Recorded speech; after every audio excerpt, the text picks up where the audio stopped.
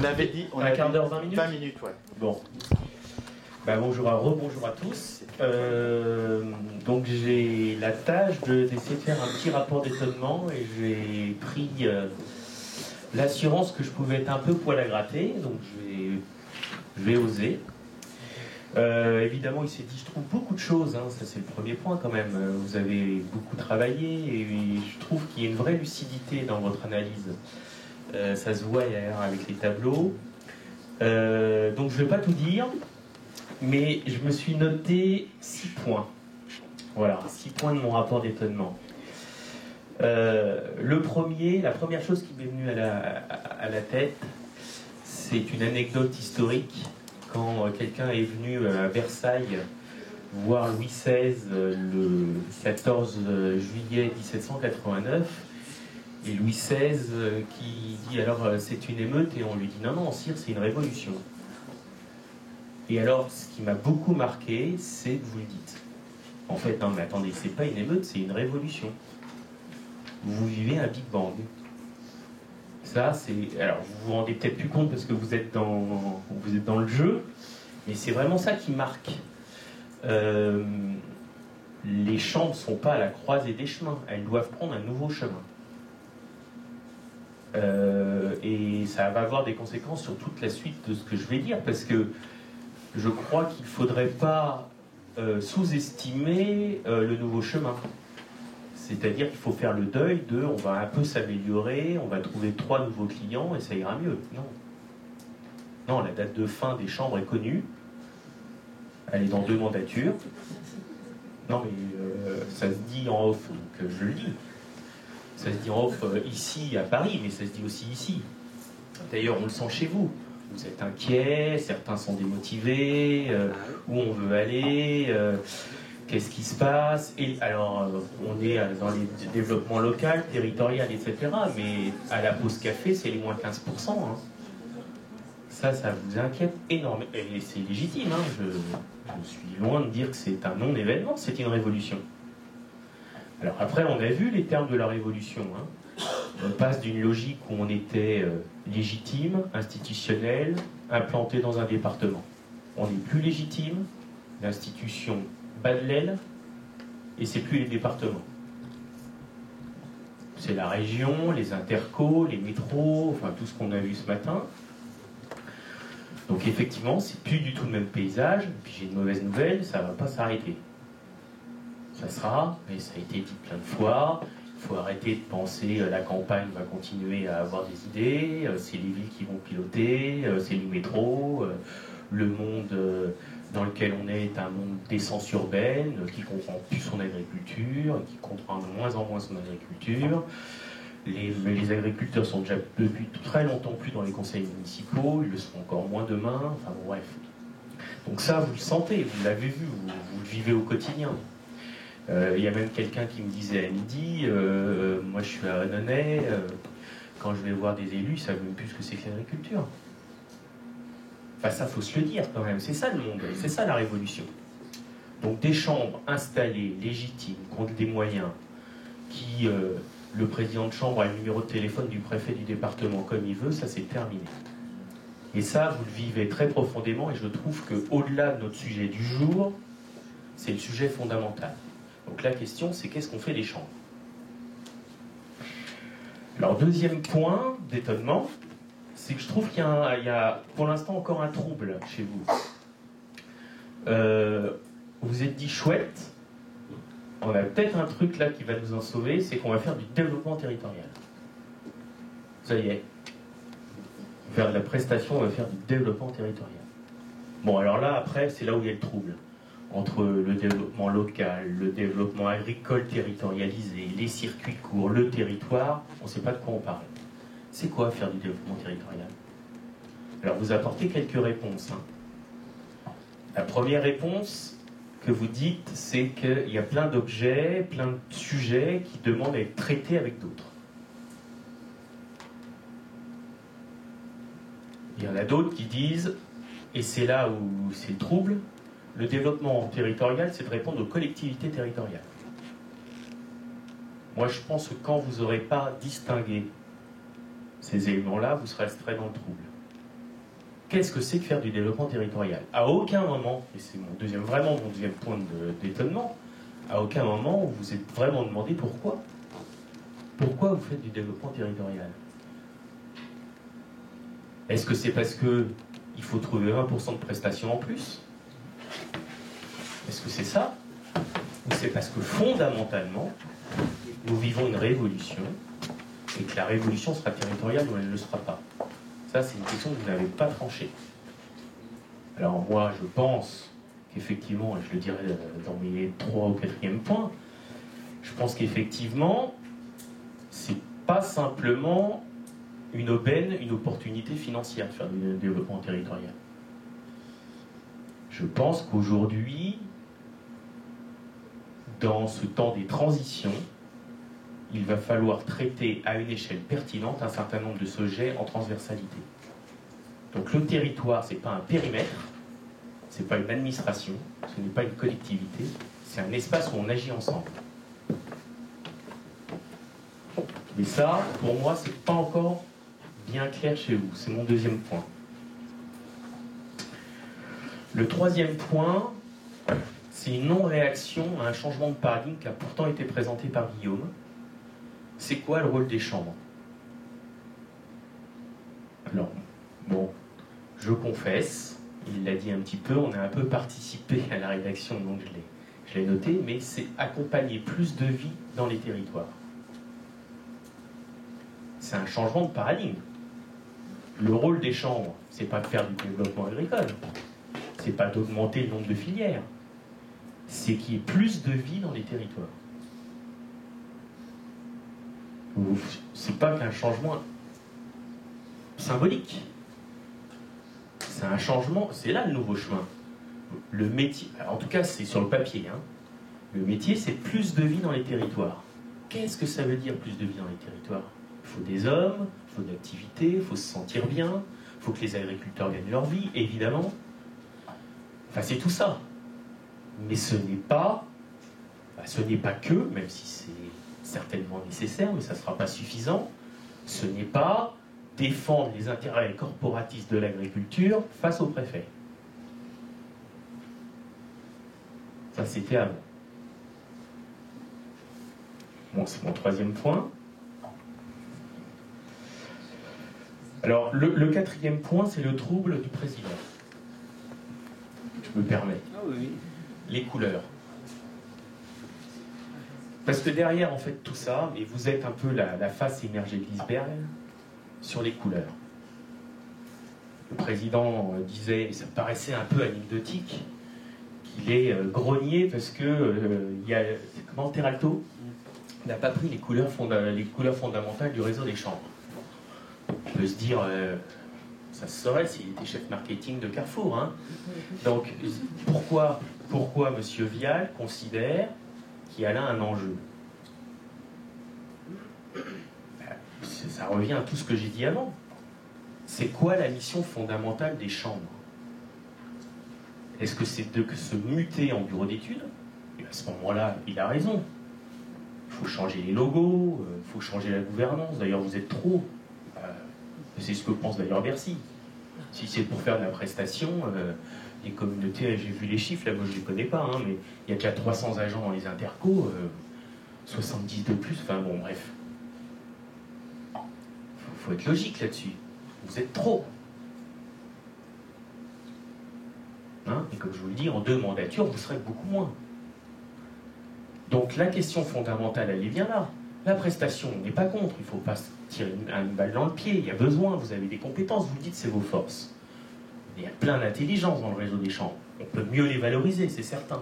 Mais ça ne doit pas être notre identité première. Et donc la question de la couleur, je reviens là-dessus, elle n'est pas neutre.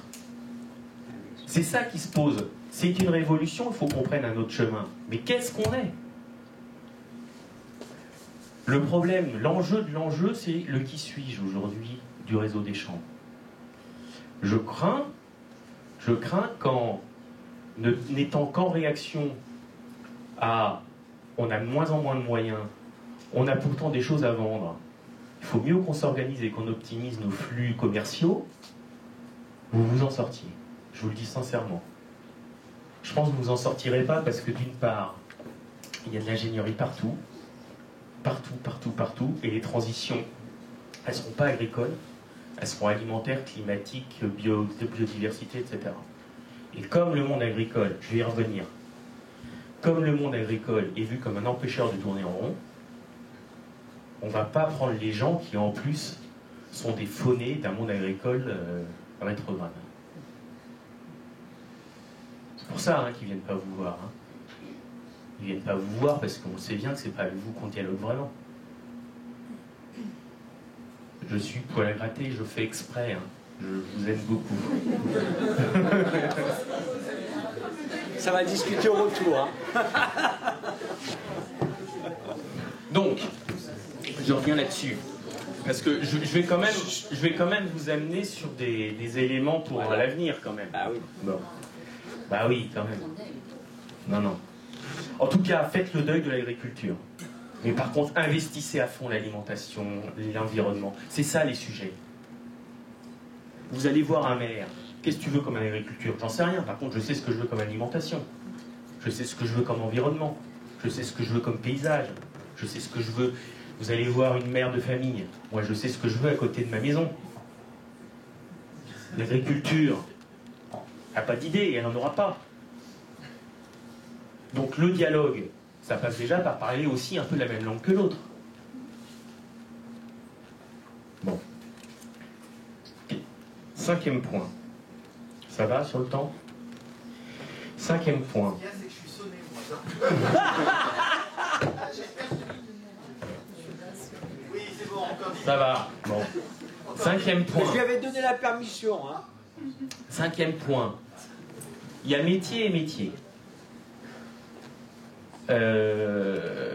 Alors moi, j'ai fait un tour, je disais tout à l'heure à Laurent, j'ai regardé les panneaux là. C'est très riche, il y a déjà beaucoup de choses. Bref, vous avez la grammaire d'une ingénierie qui manque, qui n'existe pas, ou très peu, qui pour moi est l'ingénierie de comment on fait ensemble. On a tout ce qu'on veut dans le panorama des ingénieries thématiques, techniques, juridiques, financières. Ça, on a tout ce qu'on veut et les collectivités locales sont très bien pourvues. Par contre, l'ingénierie de la mise en lien, du pont, de la méta-expertise. Alors, j'ai noté, parce que ça, c'est que dans vos trucs, de l'écoute, de l'implication des parties prenantes, de construire des jeux gagnant-gagnant, de la co-construction, de la facilitation, du comité de pilotage qui rassemble les parties prenantes, etc. Tout ça, c'est du verbatim. Ça, c'est une ingénierie, pour l'instant, qui n'est pas considérée à sa juste valeur, mais c'est l'ingénierie de demain. Isabelle l'a dit. C'est quoi un très très très bon agent de développement demain? Qu'est-ce qu'il soit? C'est pas qu'il soit super pointu en toit solaire ou en méthanisation. C'est qu'il travaille dans la transversalité, qui s'adapte au changement, qui l'anime, qui soit créatif, qui sache faire émerger, qui collabore, qui construise des partenariats. Bref, c'est un tisseur de liens. Donc ça, il y a un métier, il y a un premier métier que vous avez, qui est varié, mais qui est une connaissance technique thématique, et il y a un deuxième métier qui est aujourd'hui le désert des Tartares, c'est cette ingénierie du faire ensemble. Alors là, moi, c'est là où je vous amène sur la suite, sur le pourquoi. Les chambres d'agriculture ont un boulevard devant elles, pour elles, les pôles d'excellence de l'animation des territoires. Celles qui font des ponts entre les collectivités, entre les nouveaux acteurs du développement local, tous les collectifs, etc., les industries, les acteurs économiques, etc. Il n'y a personne qui fera ça. Mais elle ne le fera pas pour défendre les intérêts catégoriels de l'agriculture. Elle le fera pour se dire quelle alimentation on veut demain, quel territoire on veut, bref, pourquoi, comment on va construire plus de vie dans nos territoires demain. Et j'en arrive à mon dernier point. Mon dernier point, c'est le suivant, c'est que pour faire ça, vous ne pourrez pas le faire dans la même coque qu'aujourd'hui. les chambres demain ne pourront pas jouer pleinement ce rôle d'agora territoriale, d'ingénierie du faire ensemble, autour des enjeux qui concernent l'agriculture et qui vont le remettre au cœur des enjeux de société, l'alimentation, la biodiversité, l'environnement, etc. Si les chambres restent un outil uniquement professionnel au service de la défense de l'intérêt général agricole. Ça, c'est pas possible. Les gens diront, vous êtes schizophrène, vous ne pourrez pas faire les deux. Donc pour moi, il y a 3 enjeux pour l'agriculture, pour les chambres d'agriculture. C'est de savoir d'ailleurs distinguer ces rôles. Qu'est-ce qui relève de la représentation professionnelle dans les instances classiques et qu'est-ce qui relève de l'agora des territoires. Deuxièmement, effectivement, pour faire de l'ingénierie du faire ensemble, il y a un mode d'organisation, vous l'avez dit dans les faiblesses, il faut être agile, vous êtes lent, il faut faire de la transversalité, vous êtes en silo, il faut faire de la logique projet, vous êtes dans la logique, il faut faire de la logique de processus et vous êtes dans la logique de projet sectorisé, etc., etc. Donc il y a une réorganisation interne à opérer. Et puis enfin, j'entends la question du financement, qui n'est pas une question neutre du tout, je ne suis pas en train de la balayer d'un revers de main. Donc il y a une question en fait de stratégie. Où j'investis? Le temps, qu'est-ce que c'est? On le sait, c'est de l'argent. Si vous considérez que ça c'est essentiel et que c'est parce que vous faites ça, parce que vous réfléchissez à tout ça, parce que les organisations politiques considèrent que c'est important, que les élus doivent monter en compétence sur ces questions, vous ne faites pas, j'ai été surpris, une réunion par an là-dessus. Si c'est ça la clé.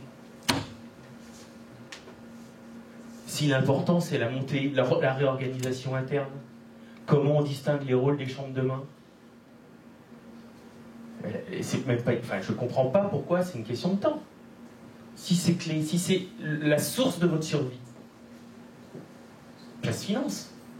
Sinon, préparez la fermeture. Vous gagnerez du temps. Vous voyez ce que je veux dire? La question du temps, il ne faut pas la prendre comme on n'a jamais le temps de le faire. Ça veut dire que vous n'avez pas une bonne stratégie. Si l'urgent prend toujours la pointe sur l'important, c'est que vous n'avez pas la bonne stratégie. Et donc vraiment, les chambres ont besoin, mais vous avez tout pour réussir. Vous avez feuille de route, vous avez la compétence en interne, vous êtes les seuls à faire de l'ingénierie du faire ensemble dans les territoires, entre les villes et les campagnes, sur des collectivités boursouflées de compétences en silo, mais qui ne savent pas relier les sujets. Tout le monde attend l'agriculture au tournant, parce que l'agriculture, elle est au cœur des relations entre culture et nature, et que c'est ça qui joue. L'environnement, la biodiversité, l'air demain, l'alimentation, etc. Vous êtes au cœur des enjeux de la transition. Donc c'est bien une révolution aussi. C'est bien une révolution. Vous avez 2 mandats pour la conduire, pas plus. Non mais je le dis sincèrement, faut oser vous le dire. Vous avez 2 mandats pour la conduire, mais c'est loin d'être perdu. Voilà, je vous remercie. Merci.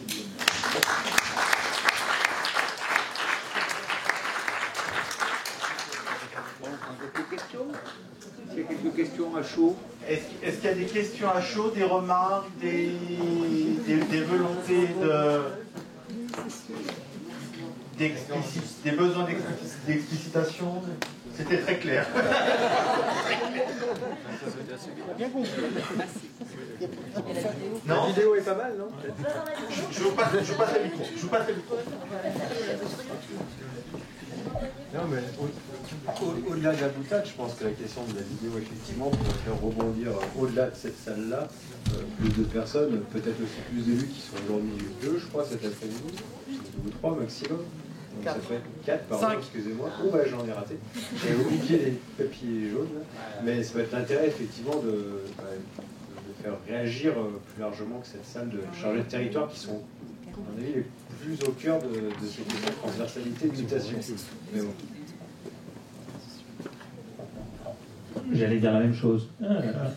Si ce n'est qu'effectivement, ce qui est peut-être intéressant, c'est que il me semble que c'est des choses, quand on échange avec d'autres collègues chargés de territoire, qu'on fait remonter régulièrement, mais que c'est peut-être moins pris en compte parce qu'on est plus impliqué, y compris dans le processus, et qu'une voix extérieure, c'est toujours intéressant qu'elle puisse être entendue par ceux à qui on le dit d'habitude.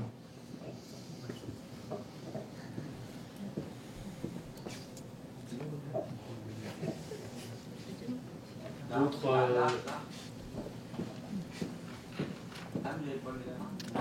Non.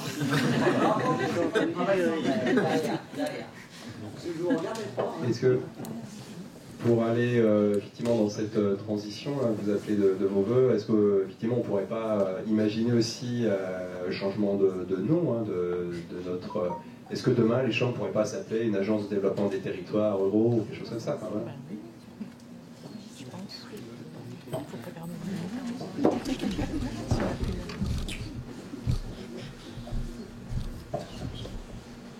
Oui, effectivement, dans le vocable, il faut déjà savoir que le réseau Champs s'appelle Agriculture et Territoire, et ça, c'était quand même une évolution notable depuis quelques années, qui, à mon avis, à mon sens, prouve que nos élus ne sont pas totalement aveugles à cette révolution. Donc, je me suis permis de mettre un post-it qui met en avant le fait qu'il faut avoir confiance aussi en nos élus, en la capacité à appréhender ces évolutions de société et faire effectivement le deuil d'une défense aveugle de l'intérêt agricole au détriment d'un dialogue avec la société.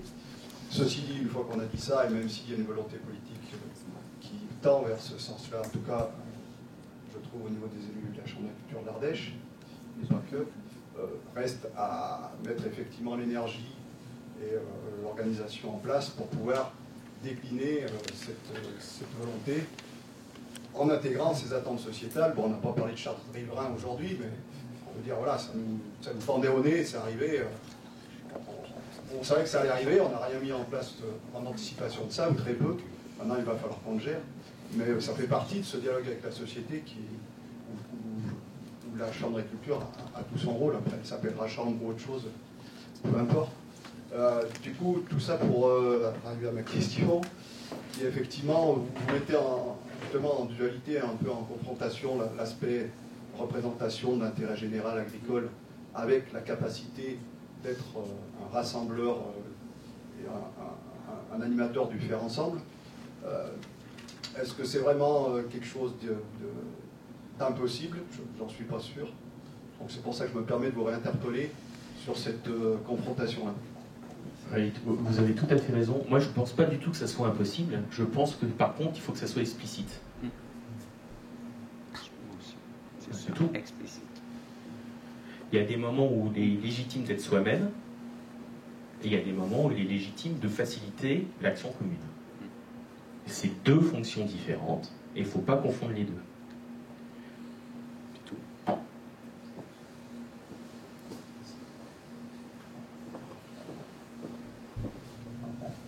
Oui, au-delà du changement de nom, est-ce qu'on ne peut pas imaginer aussi un changement du mode de scrutin de notre institution avec un petit peu plus effectivement de place pour les autres syndicats, etc. C'est-à-dire une plus grande pluralité aussi d'approche de point de vue. Voilà. Et puis, est-ce qu'il ne faut pas imaginer peut-être demain d'autres collèges voilà, plus de place pour les associations qui ont été, et les thématiques qui ont été citées, les questions d'environnement, biodiversité, d'alimentation, etc.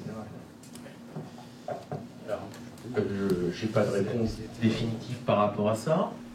Je dirais deux choses simplement. Effectivement, à partir du moment où on traite des objets communs, c'est assez légitime de penser qu'il faut des gouvernances qui soient un peu le reflet de ça, donc on puisse intégrer des parties prenantes. Le deuxième point, c'est que pour moi, c'est des formes de co-construction.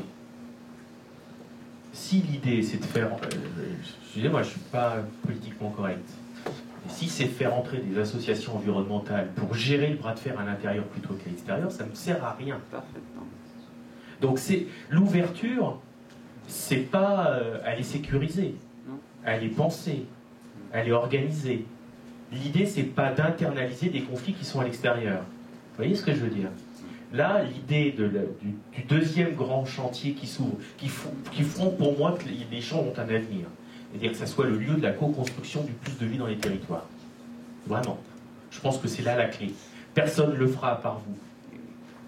Et je reprends une expression chère à mon président fondateur que j'ai à peine connu, qui s'appelait Raymond Lacombe, il n'y aura pas de pays sans paysans. C'est là où on va redonner de la place aux agriculteurs. Parce que quand on aura compris que les agriculteurs sont au cœur de plus de vie dans les territoires, il n'y aura pas de problème de cohabitation, etc. Mais ça s'organise. C'est pas en mettant 3 personnes autour de la table de temps en temps. Quand le conflit pareil, ça marche. Donc il faut des outils, vraiment, avec de l'intelligence à l'intérieur, de la gouvernance, etc., qui permettent de piloter ces processus, vraiment. Des champs, et là il y a un boulevard puisque personne ne le fait. Personne ne le fait. Et ce ne sont pas les collectivités qui le feront, parce qu'elles ont des compétences, elles sont coincées, elles sont... Enfin bref. Mais c'est pas pour autant qu'il faut en faire une auberge espagnole. Donc ça, c'est un chantier clair, vraiment important, puissant. Donc là, si vous me dites, on n'a pas le temps d'y réfléchir, je vous dis, vous avez 2 mandats, sinon, il faut quand même le faire. Et là, il faut mettre du temps, là-dessus. C'est des questions fondamentales. Fondamentales. Une autre intervention? C'est bon? C'était très clair, donc Non, c'était vrai, merci Guillaume. On voulait être étonné, on est même décoiffé, donc...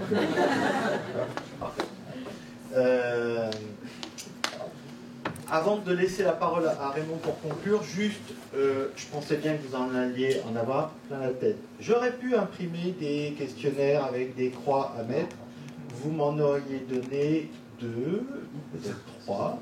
Donc ce que je vais faire, c'est que je vais vous laisser rentrer à la maison, et puis dans 3-4 jours, vous allez avoir un mail de Laurent Joyet, vous invitant à cliquer sur un lien pour répondre à un sondage en ligne sur le bilan de la journée, et vous vous ferez un plaisir, parce que vous avez cette volonté de nous satisfaire,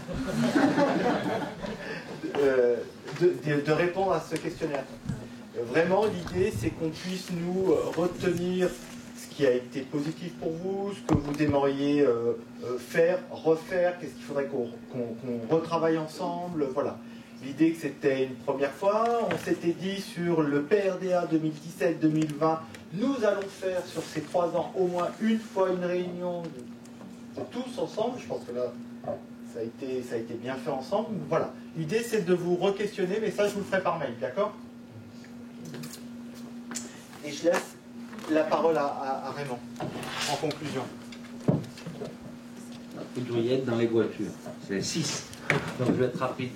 En tous les cas, merci à Laurent parce que bon, on a co-construit cette journée ensemble.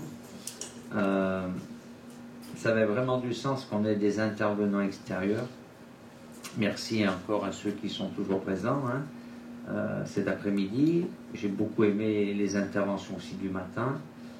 Alors 2 choses. Je partage ce que vous avez dit. Moi aussi, j'aurais souhaité qu'il y ait plus de responsables de département. Après, la vie est ainsi. À moi de refaire passer le message très fort et on va voir avec Laurent et mes coprésidents si on réorganise assez rapidement une réunion avec les élus de cette commission parce que je pense qu'il y a plein de choses à partager et entre autres, j'aurais bien aimé qu'ils écoutent le discours final. Voilà. Ça c'est dit. La deuxième chose, merci à vous de vous être déplacés en force. Ça prouve aussi que c'est important qu'on le fasse, on le refera, je m'engage, voilà. Même si c'est un coût, des fois ce que disent nos directeurs, voilà, de monopoliser des salariés toute une journée dans une salle, mais vous avez de la matière grise, autant qu'on en profite, et que vous le faites profiter, je dirais, à cette belle profession. C'est mon analyse très personnelle, donc je trouve que ça a du sens, mais par contre, il faut que ça soit rythmé, vous le savez, vous m'avez vu. Donc j'aime bien que, voilà, on occupe bien la journée, voilà, parce qu'on paye, donc c'est normal, en retour, il faut que ça produise, voilà, mais dans cet objectif-là aussi, que ça serve, c'est pas pour moi, parce que moi j'en ai plus fait que j'en ferai pas, je vous rassure, voilà, mais c'est un métier qui me tient à cœur, donc pour ceux qui me connaissent bien, donc je suis encore là pour me battre pour ce métier-là. Trêve de plaisanterie en tous les cas, moi je souhaiterais, on verra avec Laurent, qu'on soit très pertinent, Laurent, sur ce questionnaire. C'est pas savoir que, voilà, c'était bien les horaires, c'est pas ça qui m'intéresse. C'est le fond. Et il faut que vous lâchiez, je vais vous le dire. Non, mais c'est clair. Donc Laurent, il ne faut pas qu'on fasse des questions fermées. Parce que c'est ce qui fera aussi et ce qui permettra à nous, derrière les élus, de pouvoir rebondir sur un certain nombre de choses. La troisième chose, parce que je ne veux pas non plus... c'est important dans notre hiérarchie, on est construit comme ça. Il faut vraiment que les deux directeurs référents soient très mis au courant de tout ça, et les chefs de service. Parce que je le pense, on a ce positionnement pyramidal qui est comme ça. Hein. Il est encore là pour quelques années. Voilà. Alors je ne sais pas si c'est 2 mandats ou plus ou moins, mais dans l'agriculture c'est de cette façon-là. Donc on a une base très solide et puis voilà, il y a le bout de la pyramide. Mais j'aime bien que le bout de la pyramide elle redescende à la base, voilà, parce qu'il faut que ça marche dans les deux sens, sinon on n'arrive pas à co-construire. En tous les cas, moi je ne serai pas plus long, voilà. Un très grand merci. Ce que je demanderais tout simplement à Guillaume, c'est s'il pouvait nous lister ces choses-là, très officiellement, voilà. Parce que moi je souhaiterais en faire part à mes collègues des 11 autres départements, président de chambre et directeur, parce que ce que vous venez de dire, ça ne touche pas que la commission territoire. Non. Donc, vous êtes d'accord avec moi, hein? Voilà. D'accord? Donc, il faut que nous aussi, on ait un vrai déclic dans nos têtes et dans nos façons d'agir, voilà. Parce que j'avais discuté avec Guillaume tout à l'heure, j'ai dit oui, il faut vous lâcher, parce qu'à certains moments, on a besoin aussi d'être secoué, hein, voilà. Et c'est comme ça qu'on construit davantage et qu'on rebondit. En tous les cas, bon retour à vous. Faites attention au retour parce qu'il y a encore de la pluie par endroit. Voilà. Merci pour votre application.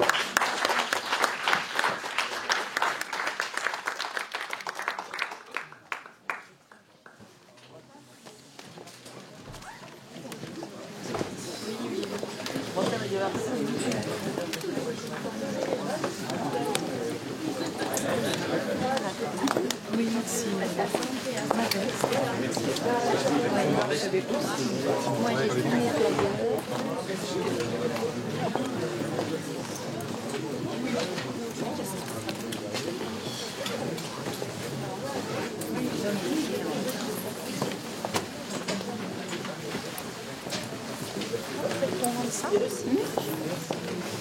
Ah oui, certainement.